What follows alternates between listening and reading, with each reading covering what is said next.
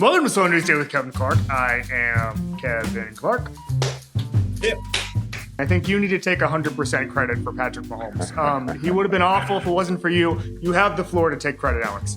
Well, I mean, that kind of goes without saying. I hope everybody realizes that out there. I mean, so I don't know. You know, it's funny. What's going on with this show? Have you guys seen the show Ordinary Joe? It's where you imagine every single possible life path. Rocker, cop, or nurse. Joe tries them all. The one thing you do not want to see, it's actually been cut because it's not safe for work, is when he's a first-round pick of the Jets. They couldn't air that. How about this stat? There are 4 quarterbacks in the last 20 years who have thrown 0 touchdowns and 4 interceptions in a game. The last 3 of them: Zach Wilson, Sam Darnold, Mark Sanchez. Notice anything in common? The 4th, by the way, is on the show later. No spoilers. But he recovered and had a nice career.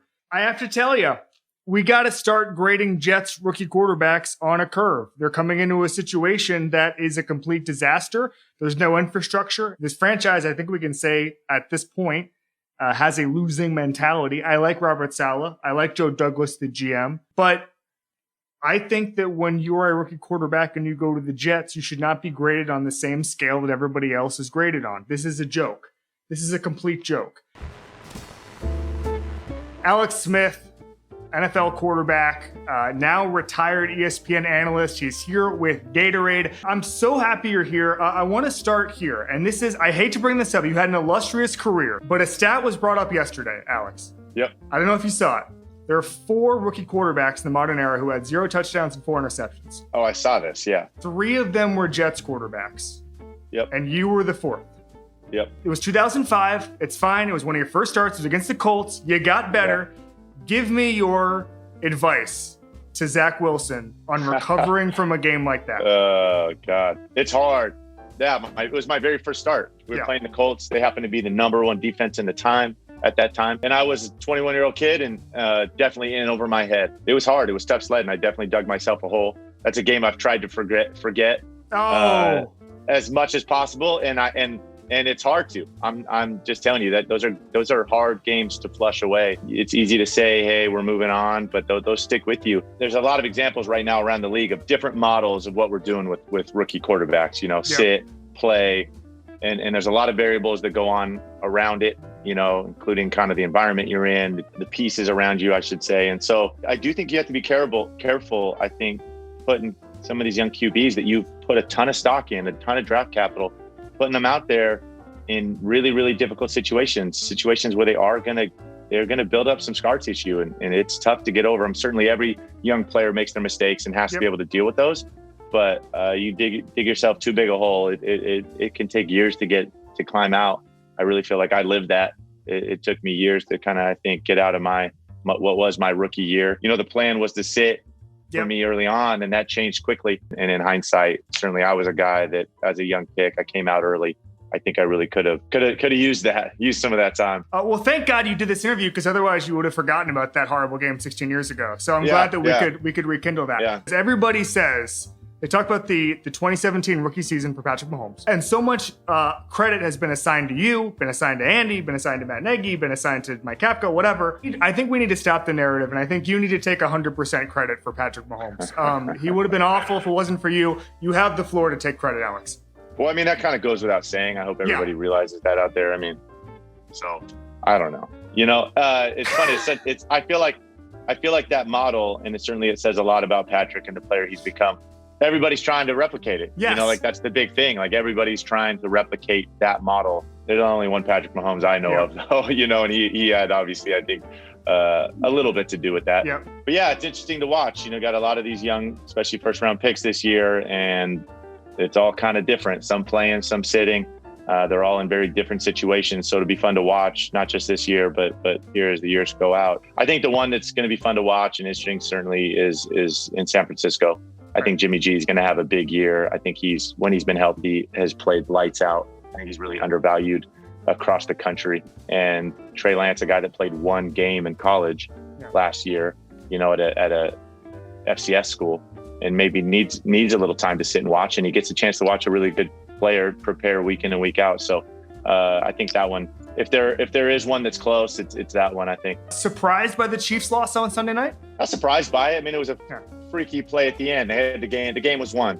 Yeah. You know, they're running out the clock and going to kick a game-winning field goal, and a crazy play happens, fumble. So it took that crazy fumble, and then the Ravens pulling off a 4th and 1 on their own 43 to seal the game. I think with all that being said, not time to panic at all. If I'm the Chiefs, they played 2 playoff teams from a year ago. You know, that was a good football team they played. Former MVP and Lamar, who played lights out, especially in the second half. So I don't think we need to make too much of that and jump to any crazy wild conclusions. This is the important part. We've talked about football. Nobody cares. I want to talk about television, because I remember hearing so many stories that you were the guy who gave out all the TV recommendations, talked to Chase Daniel about it, talked to your guys in Kansas City about it. What are you watching now, Alex Smith? What are you watching? What can you recommend to the people? My wife and I were on the last episode of the 9 Perfect Strangers, and then we're also watching White Lotus right now. Those are the 2 shows. We're waiting, eagerly awaiting Yellowstone, popular show. Okay,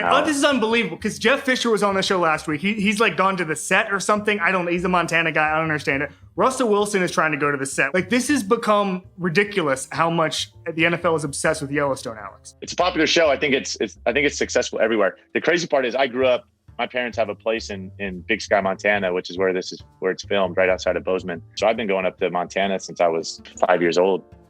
So twice a year my whole life. So it's fun to watch that kind of part of the country. I think get some attention. We do the horoscope here. When's your birthday, Alex? May 7th. Taurus. All right. You have plenty of things to look forward to today, like a media tour. Wow. If you've lost touch with someone and want to rectify that, this is the perfect time to reach out and reconnect. I don't know, man. Who are you reaching out to today, Alex?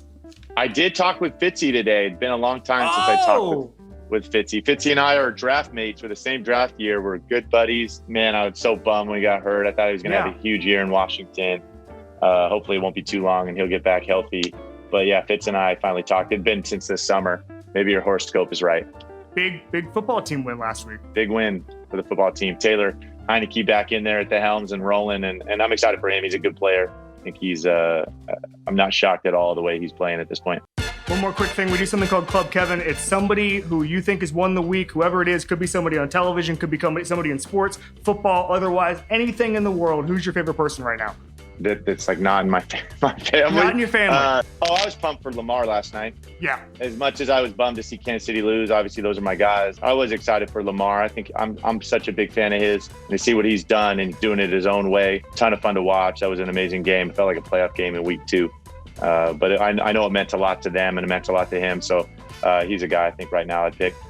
Amazing. Tell us what you're doing with Gatorade, Alex. Yeah, Gatorade just came out. I mean, first of its kind, these wearables that will tell you your own personalized sweat profile. I've been sweat tested over the years as a professional athlete, and it really only is reserved for kind of the most elite athletes at the highest level because it was really expensive. It was really hard to do. You know, now Gatorade with the advancements in technology and science, like you throw this patch on, go do your workout, go play your sport. After it's done, hit the QR code with your app, and you will get personalized data instantly on what kind of sweater you are, what's your sweat profile, what you need from a hydration standpoint, from a refueling standpoint moving forward. So amazing to think of. I mean, I don't care what you're doing, young athletes, amateur athletes, you know, whether you just like to work out, want some more information about your body and how it works. It's so easy now. Pumped that they're putting this out there. I think it's crazy cool. I think people would be surprised to hear that there is a big difference from person to person on what kind of sweater you are. I mean, there's more variables than you think that go into this.